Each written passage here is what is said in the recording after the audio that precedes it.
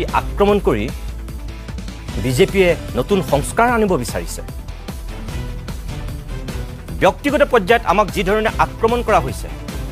social মিডিয়াত যিবোৰ photo দিয়া হৈছে যিবোৰ কথা কোৱা হৈছে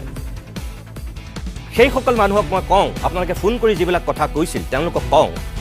আপোনালোকৰ নেতা জয়ন্ত মল্ল বৰুৱাৰ দৰে চাগে আপোনালোকৰ চিন্তাৰ পূৰ্বত দৈন্যতা আছে যিসকলে আজি ফোন কৰি সেই প্ৰশ্নবিলাক আমাক কৰিছে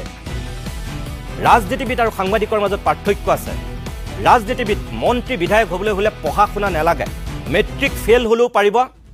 স্বাক্ষৰ কৰিব নাজানিলেও পাৰিব হৈছে তেনেকুৱা বিধায়ক হৈছে তেনেকুৱা মুখ্যমন্ত্ৰী মেট্ৰিক ফেল কৰা মানুহ অসমত মুখ্যমন্ত্ৰী হৈছে কিন্তু আপোনালোকে জনাটো উচিত যে ৰাজনীতিবিদ আৰু সাংবাদিকৰ মাজত পাৰ্থক্য আছে এজন মেট্ৰিক ফেল কম্পাৰ্টমেণ্টেল পাছ কৰা এজন মানুহ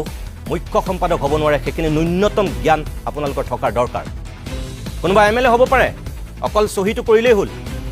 একো ব্যক্তিগত পৰ্যায়ত আক্ৰমণ কৰিবলৈ গৈ মানুহক ইস্যু ডাইভাৰ্ট কৰাৰ চেষ্টা নকৰাটো ভাল আমাৰ যিখিনি প্ৰশ্ন আছিল সেই প্ৰশ্নৰ উত্তৰ আমি বিচাৰিছিলোঁ আৰু উত্তৰ দিব নোৱাৰি একো ক'ব নোৱাৰি এটা ব্যক্তিগত পৰ্যায়ত আক্ৰমণ আৰম্ভ হৈছে দিলীপ শইকীয়া ডাঙৰীয়া এয়া আপোনাৰ জিলাৰ মানুহৰ কাম আপুনি সভাপতি এইবিলাক মানুহৰ নাম পৰ্যন্ত মই কৈ দিছোঁ এইবিলাক ফোন নাম্বাৰ এইবিলাক মানুহক আপুনি সোধক এইবিলাক যদি 60 লাখ মানুহৰ সদস্যৰ ভিতৰত যদি আপোনালোকৰ এনেকুৱা মানুহ সদস্য হৈছে তেতিয়াহ'লে অসমৰ সমাজ জীৱনৰ কাৰণে ভয়ংকৰ কথা নলবাৰীৰ সেই স্বাভিমানক যিসকলে কুঠাৰঘাত কৰিব বিচাৰিছে যিমানেই প্ৰভাৱশালী প্ৰতিশীল ব্যক্তি নহওক কিয় আমি বিৰোধিতা কৰিম বাকীখিনি বিচাৰ